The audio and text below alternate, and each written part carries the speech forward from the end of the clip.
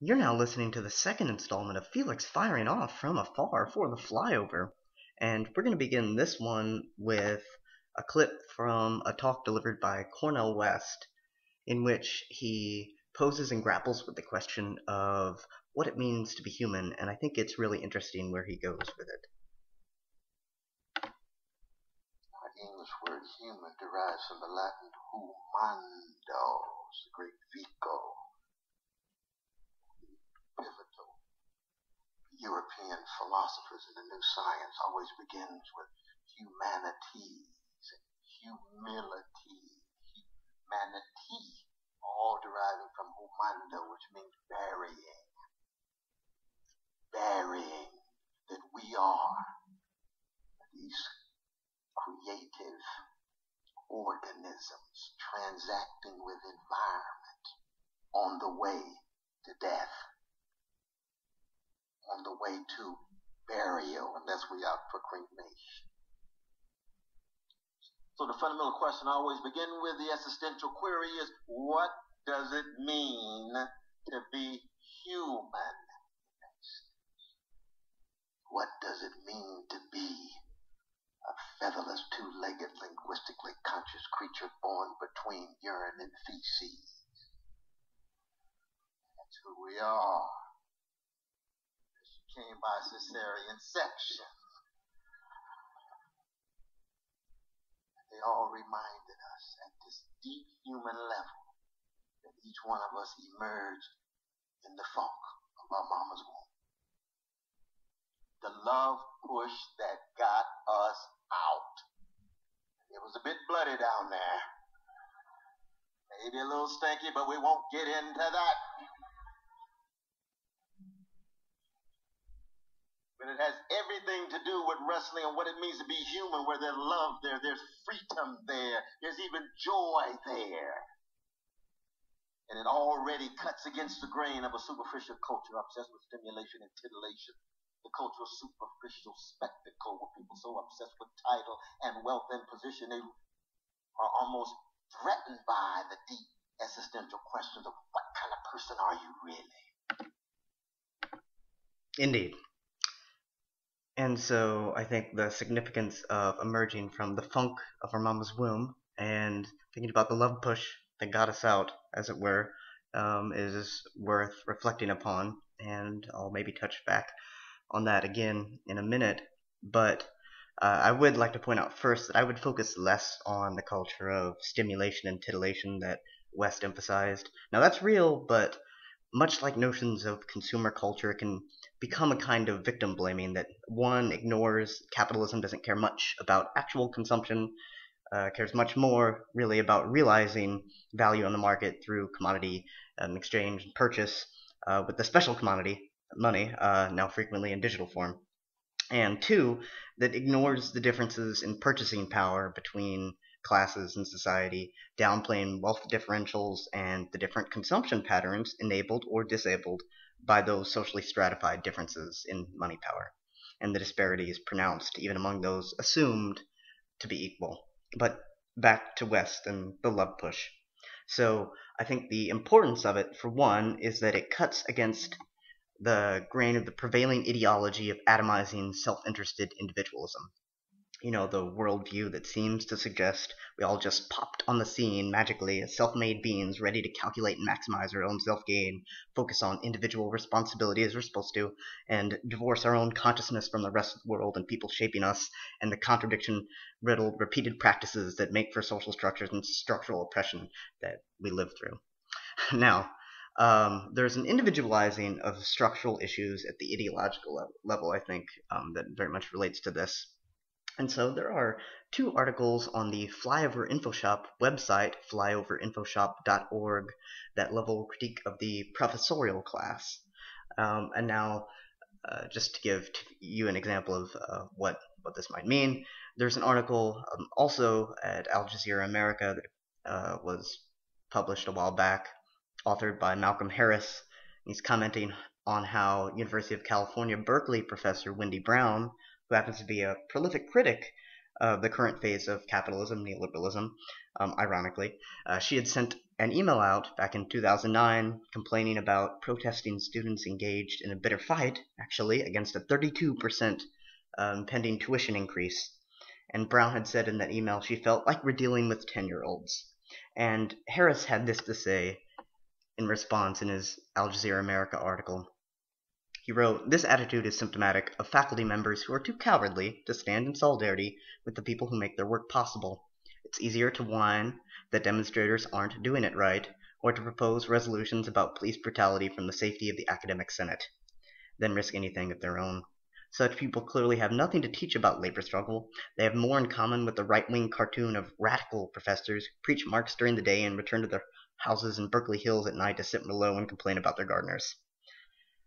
And I think that remark is just great. Now, I do want to distinguish the professorial class, meaning those tenure line and tenured faculty whose wages and benefits are appreciably greater than those much lower within the academic institutional hierarchy, the contingent faculty. And this actually reminds me, there's a parallel I think that can be drawn between something the Roots, the hip hop group, the Roots. One of their members, Questlove, had said about the haves and have-nots in the realm of hip hop way back in 1996. His group, the Roots, did a video driving that point home about the increasing separation between those who have some and those who more or less have nothing within the music industry and hip hop culture generally. And so we could tie this to previous Felix firing off installment, I believe. Contingent faculty, I think, could be considered more as déclassé, which I discussed last time. That is, they have attained a level of education, and their work is incommensurate in terms of remunerating them, often deeply in debt and without a chance to actually overcome that. And so I think it's important to combat and contest attempts at the level of ideas to downplay differences in institutional benefits between contingent faculty, the precarious and abysmally paid lower rung of the professoriate, and the difference between those in the tenure track and tenured professors. And it really becomes a vicious cycle, and I'm not the first to point this out, but there are reinforcing power relations involved. So those who are tenured or tenure line, better benefits, and as a result, it's easier to publish and not perish and actually attain tenure if you're tenure track, versus the adjunct life of low pay, difficulty surviving, little time to even prepare for class, let alone publish serious scholarship. And the most pressing kind of scholarship, I think, would be a critique of the existing system of higher education and the socioeconomic arrangements within it and reproduced by it. And so, just to reiterate, the adjunct faculty, contingent faculty, and the others, and again, the contingent faculty make up about 75% of faculty within the U.S. higher education system, but their interests are not exactly the same as the privileged professoriate. And so I'd recently read this faculty email thread that had made the point that students are the most mistreated and disadvantaged. And there's a good article, I think, available at truthout.org, an alternative news site, about the student debt regime. It was written a while back, and I think that actually relates speaks directly to one of the student assemblies against that took place at Southern Illinois University Carbondale campus. And so you might check that out. And I think what was said in that email thread was not totally off point. That students are being systematically disadvantaged by the system of higher education and the student debt regime. Nevertheless, I think what was underemphasized or ignored was the substantial class differentials between the contingent labor in the university and that which is relatively privileged, powered, and protected. And so in the most recent issue of the National Education Higher Ed Advocate Journal, which is a union publication, it was noted several times in there that, as I said, 75% of all university faculty in the U.S. are contingent. and they had a section on organizing for equity and with the hashtag adjunct power. But I think that requires unpacking. So they featured what could be interpreted as a somewhat condescending list of do's and don'ts for contingent faculty on page 9 of that publication. And one item, instructed adjuncts, gave this important point. It said, don't resent those who make just a little more money than you. Focus on raising, not lowering the bar for everyone. And so that's right, there's a time-tested ruling class strategy that overall is very beneficial to capital to divide workers, pay disparate wages, keep the working class divided. But again, we need to recognize the actual hierarchies and divisions that enable some to exercise power over others within institutions, enable some to make decisions that affect others, or make more of the decisions that affect them, while others are denied that. And so in championing solidarity, we need to not let the notion of solidarity function as an ideological weapon in defense of an iniquitous system, one that can obscure the real differences and class distinctions within an institution between the academic haves and have-nots, for example. And that means when focusing on raising the bar for everyone, that should not be done so as to just reproduce the same divisions where the bar is set at different heights, and those on the bottom are supposed to just give it the program, show solidarity, further empower those above, while oftentimes disempowering themselves, or at least maintaining the same structural injustices and power differentials, which I don't think are conducive to actually maximizing everyone's potential at all. And so, how does this translate from the realm of ideas and debate into actual action strategy? Given the different institutional hierarchies and wealth and power gradations discussed, it might mean that those with real differences in terms of from where and what they are struggling for operate semi-autonomously. And so this would be in accord anyway with libertarian socialist anarchist principles. It could take the form of the old industrial workers of the world model.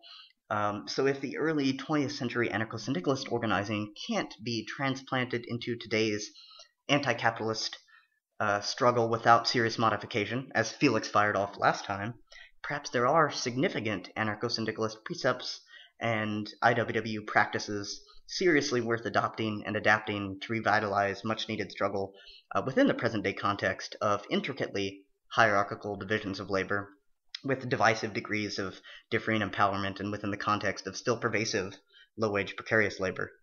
And so those IWW-style practices have actually been implemented in a contemporary context.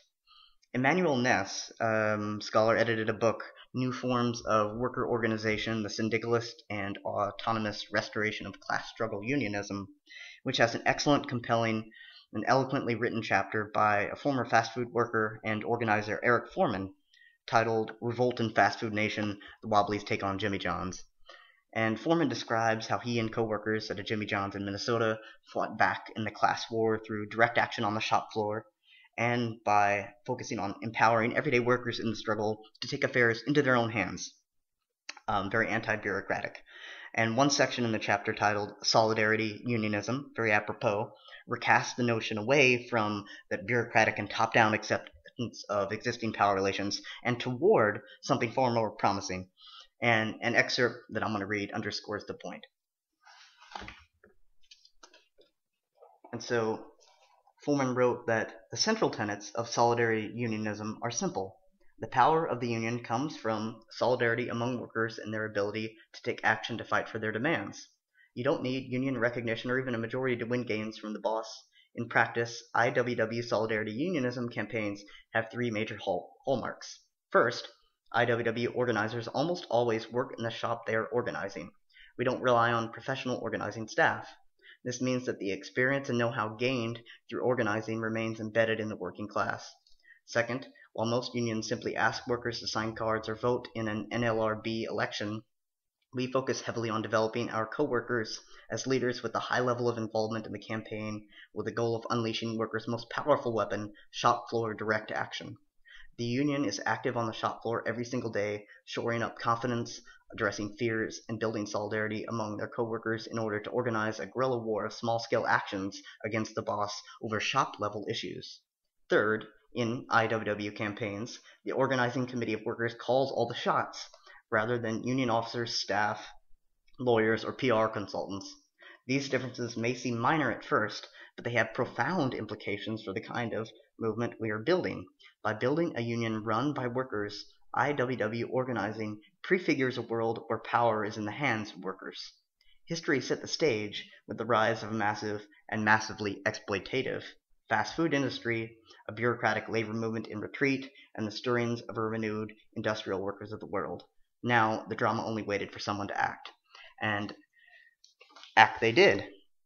And act, I think, others should, possibly using some of the principles espoused, outlined in that chapter by Foreman, applying them and adapting them as needed to different conditions and context. But I think the underlying objectives and also many of the strategies used to achieve those objectives are transferable across many different kinds of contexts that share the same sort of super exploitative working conditions that workers in Jimmy John's, for example, experienced. And so, with respect to my own adjuncting, some of my first lessons in class focused on the situatedness of students and professors within a university, considering whether the institution itself reproduces structural violence, and if so, how, and questioning who benefits, and if those ultimately harmed, how does that take place, thinking about the privileges that some enjoy, and that they still might benefit as a result. And as a result, their perspectives might possibly reflect the relative power and self-interest that they are imbued with, given their position, and how that can obscure institutional stratifications with real material effects in terms of widely disparate pay and benefits, which mean widely disparate standards of living in different capacities to acquire what is needed to survive and have a modicum of both mental and physical health. And I say modicum because I reject that a wholly decent level of mental, emotional, or physical health is possible within a capitalist society. And in a society that is wholly commodified, that makes social relations among people assume the fantastic form of a relation between things, as Marx put it in Capital, I just don't think that full level of mental, physical, and emotional health is within the realm of possibility until a process of decommodification makes more headway. And so, with respect to the professorial class and the ideology that often attaches itself to the perspectives of that class as a result of the relative power and privilege, again, without trying to sow divisions, but just point out the real material disparities and ideas that are there, I'm going to play a segment of a talk that Noam Chomsky gave addressing the same issue, talking about when he was a graduate student in Harvard and one experience that he had. Well, a few years after that, I went off to graduate studies at Harvard, my first time away from home. There I had my first extensive experience with what's called the intellectual world, the elite intellectual world. Shortly after arrival, I went to the standard faculty-run party for incoming graduate students, and I was regaled by a very distinguished philosopher, I won't mention his name, with an account of the Depression, which he assured me had not taken place. It was a liberal fabrication, so there were no rag pickers coming to our door in the early 1930s trying to get some pennies to survive. And there were no women being beaten by security forces on strike outside a textile plant, which I passed by when I was maybe 5 years old on a trolley car with my mother. And there were none of my unemployed working class relatives. A few businessmen might have suffered, but beyond that, nothing happened. It was perfectly obvious from Harvard Square, this story. Well, unfortunately, that's not an exception. Such attitudes are broader. I could mention other cases, some of them pretty ugly. And so I think Chomsky highlights there what is not an exceptional case of the perspective that many within positions of relative privilege come to adopt. And in relation, Chomsky has a chapter on objectivity in liberal scholarship in his book On Anarchism that focuses on mainstream historical work with respect to the Spanish Civil War. And one of the points that he makes, he draws a parallel between the centralized Communist Party perspectives on the anarchist revolution in Spain in 1936-37 and the perspective of those in privileged positions within Western liberal capitalist democracies. And perhaps not surprisingly, both dismissed the revolution as trivial, claiming it declined because of incompetent and naive anarchist self-organization, ignoring the role of communist and liberal capitalist democracies in very brutally crushing it, or supporting the crushing of it. And despite both Western powers and the Moscow-directed Communist Party heralding worldwide communist revolution, both echoing Cold War mythology, both were as wary of actual revolution, the one in Spain, not controlled from above, actually becoming successful, like what was beginning to happen in Spain after the anarchists had reorganized society along libertarian socialist lines after the fascists, led by Franco, had attempted a coup in July 1936. And the examples of that self-organization just couldn't be tolerated.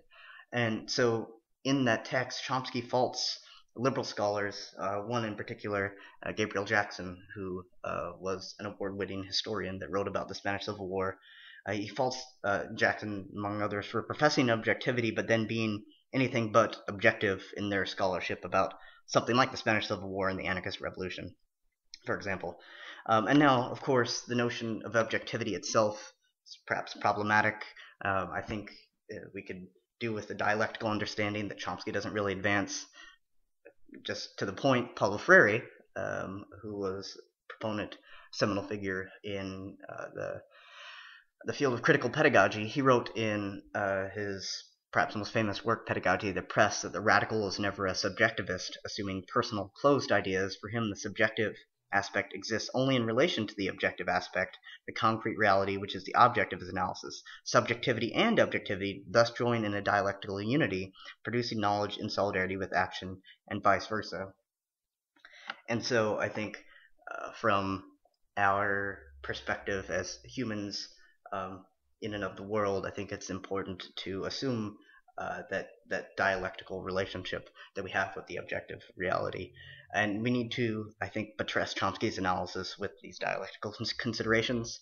And if you're interested in one attempt to do that, there's a video that you can pull up on the YouTube titled Anarchist Socialist Praxis and Embodied Human Nature. It was from a talk that was given at the Anarchism Embodied Conference at Purdue University over the summer, and it offers an informed account, although different from what most are familiar with, of what human nature might be, one that Cornel West, I'm sure, given the excerpt that I played before, might appreciate. And it recognizes, and there's recognition in the talk of Chomsky's relevance for thinking through anarchist practices and socialist vision today, but also the limitations, including his lack of dialectical thinking. And so the individualizing tendency, which I referred to before, so prevalent in today's society, is also sorely lacking in dialectics for that matter. And again, there's an over-subjectivizing, I think, that often occurs, and this is manifest in many different ways. In certain types of psychologizing, I think, for example. Now, just to qualify that immensely, I think psychological help and therapy can be incredibly important for people and beneficial to the nth degree. But you always have to ask, like, help with what, and that we can't, and I don't think we can confuse the help that's derived from therapy and psychological treatment within the existing world with the necessary changes needed in that material world that will affect, and I'd argue are just as needed to improve physical, mental, and emotional well-being. And so there's, just to give one case out of many, some might recall last year the shooting near UC Santa Barbara, that was carried out by a young man in his early 20s, Elliot Rodger, and he had had difficulty with intimate interpersonal relationships and became enraged as a result. And I don't think you can wholly understand the Rodger case just by a strict doctrinaire and orthodox type of psychological analysis. I think you have to take into account the world in which we live. Like I said, the Marx quote from before, the alienation, the feeling of distance and estrangement, separation from others in the world that comes as a result of living in a world that's rife with commodities, and then emerges from real objective material conditions that shape us and has real consequences that are manifest on the individual level. And they cannot just be psychologized away, I don't think, that we have to deal with them. And we can't just deal with them solely idealistically and internally, although that can be a part of it, I think, for sure.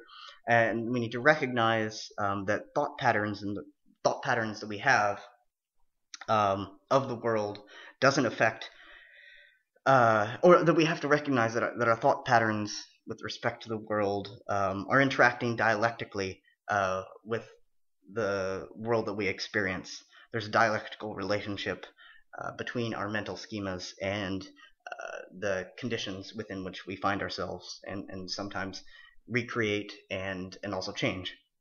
And there's an article I think worth checking out at Roar Magazine, roarmag.org.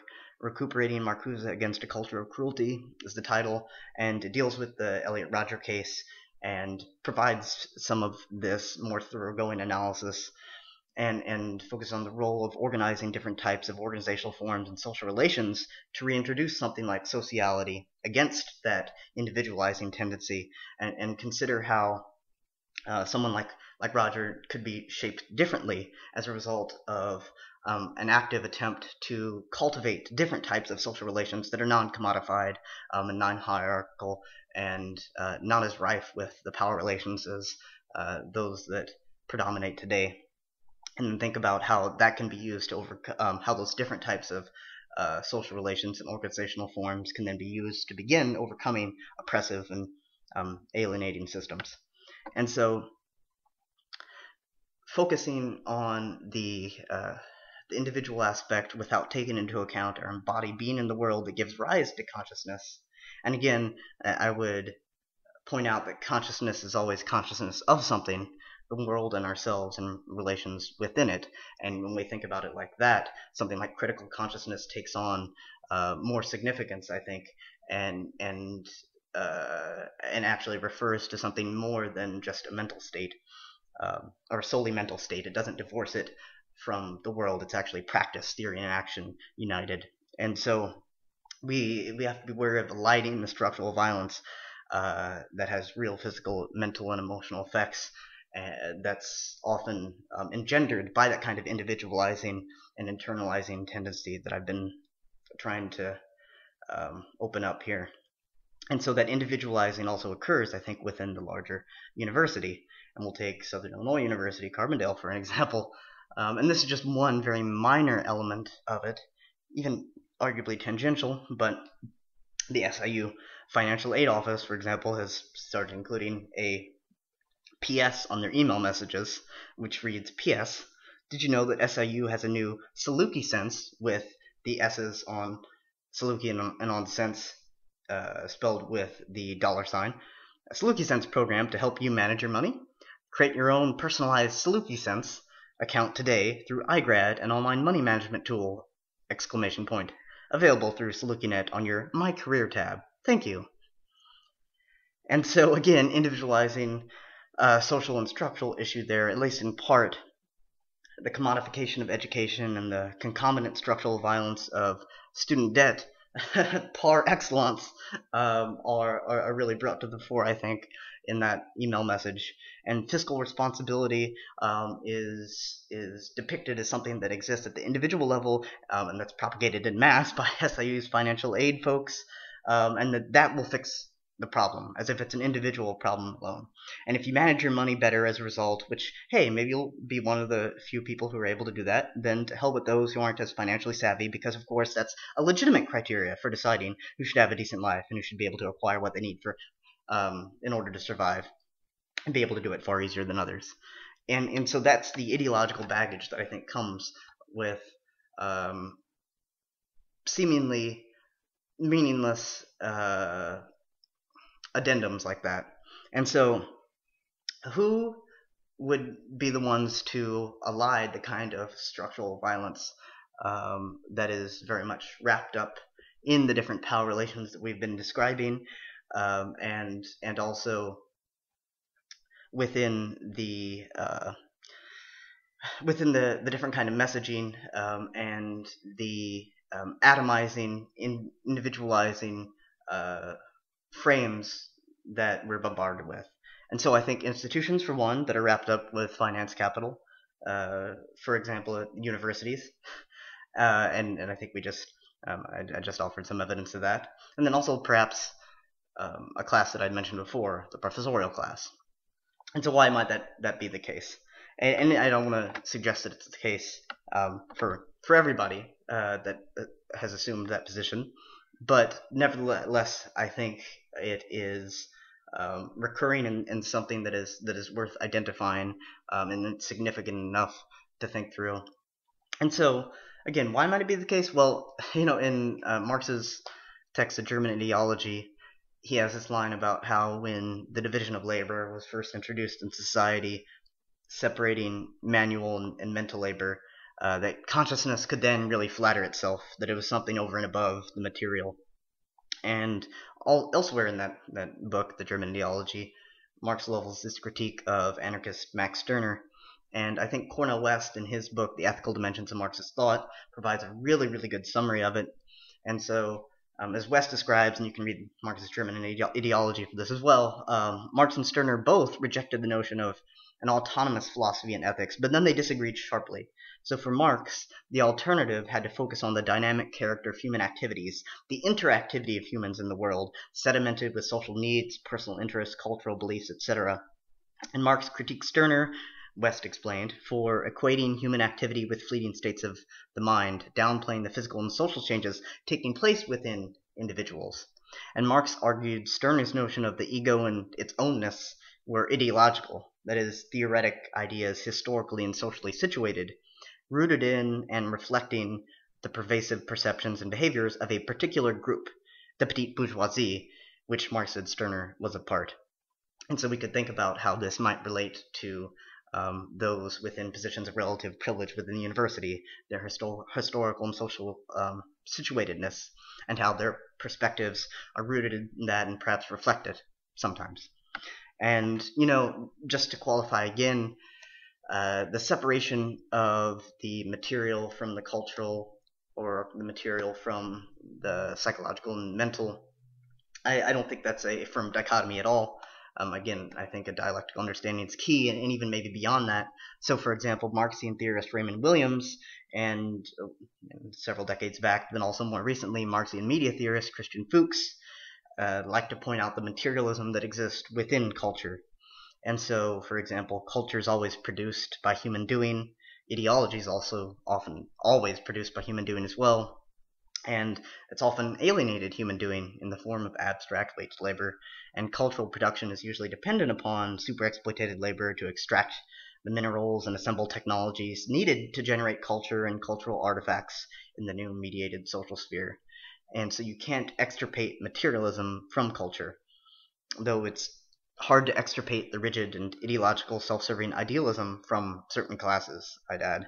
And so, as for trying to do that within the university, I would say challenge professors within the classroom, force a discussion about the student debt regime, the structural violence of the university within the university. And so I know many professors are proponents of doctrinaire nonviolence, but it's on their terms, and it often comes at the expense of a discussion of the other ways that violence is enacted, and the particular complicity within those regimes of violence. But then also a discussion of the possibilities for struggle and solidarity against and beyond that structural oppression.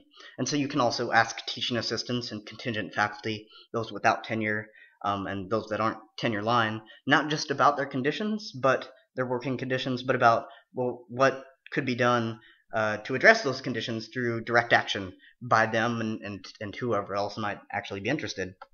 And so anytime the financial aid office inundates you with messages about individual fiscal responsibility without adequately doing something about your egregious bursar bill, for example, you can share with them research and analyses and essays regarding how institutions are thoroughly entrenched within regimes of structural violence. Maybe copies of anarchist and anthropologist David Graeber's essay Beyond Power Knowledge, wherein he describes structural violence with an applied class analysis, which is lacking in other accounts, and he critiques the cowardly operations of self-professed critical professors still slavish to the status quo, who become increasingly divorced from any real social movement or resistance effort. A common theme, he argues, since the late 1960s and 1970s. Now, unfortunately, this is not just the professorial class, of course, we're talking about. I played the clip from Chomsky before and discussed some of his work, and of course he is one of the oft-cited critiques of media systems and of intellectual culture more generally. And so I think it's important to be reflective and consider purportedly progressive media, the media that styles itself as adhering to and focusing on the coverage of social justice issues, and actually recognize some of the real regressive forces within it, veiled by pretenses of social justice, that ignore injustices within those very organizations. So even unionized new media organizations, for example, they often employ either writers for very low wages, that is paid on a per article basis, or to accept the work of unpaid writers, for example. And there are internalized assumptions about what writers and what kind of writing and reporting are high caliber and should be remunerated, and I think those have to be questioned as well. And oftentimes I think those assumptions end up continuing a cycle of paying those who are in the best positions and not always producing the best work either, I'd add. And it accuses, there's perhaps a predilection to accuse those on the bottom then of a sense of entitlement, while those making the decisions secure sufficient pay and checks for their families. And so that's also, again, not to disparage much of the important alternative media work that's being done. I just think there's this tension that needs to be placed on critical self-reflexivity, and if you're those who are most disadvantaged by it, then I think you have the greatest reasons to actually confront these issues. And so if not professors and if not those in other privileged positions within the culture industries, then who would we maybe turn to for examples? And so I gave the example before of IWW organizer Eric Foreman and his experience at Jimmy John's and contesting the capitalist dominance within the fast food industry using the Wobblies Industrial Workers of the World organizing ethos. But also, someone I mentioned last time when I fired off was Jeremy Hammond. And I think his particular type of militancy and mode of militancy is really inspiring. It's the opposite of the collectivism that contents itself to just sit at a keyboard and sign petitions or do something on Facebook. So again, Hammond was sentenced in November 2013 to 10 years in federal prison for hacking the private intelligence firm Stratfor. He'd also created the hackthisSite.org website. So in addition to publishing hacking-related articles, that site hosts missions, or has hosted missions that function pedagogically to simulate real-world hacks, so people actually get this educative experience of how to begin different modes of resistance in the cyber realm. And so Hammond is still in prison. Like I said on the last Felix firing off, he was once held in Greenville, Illinois in really, really egregious conditions from everything that those writers who have covered his case have been able to discern. And also in Greenville, Illinois, I had mentioned previously that there exists another aspect of the carceral state, Bond County Jail, where they keep inmates for more than a month without letting them see sunlight, and where when inmates call family collect, the recipient of the call is charged about $15 for a 15-minute phone call, and where men and women, both kept in the same jail, have to buy their own underwear despite the fact they, of course, don't have jobs inside that jail. And so I'm going to play a song to end this, and this goes out to all those locked up in Greenville and really everyone oppressed by the prison industrial complex and made to assume individual responsibility and forced to withstand the dehumanizing punishment of incarceration in cages because they dared to exist in the wrong world.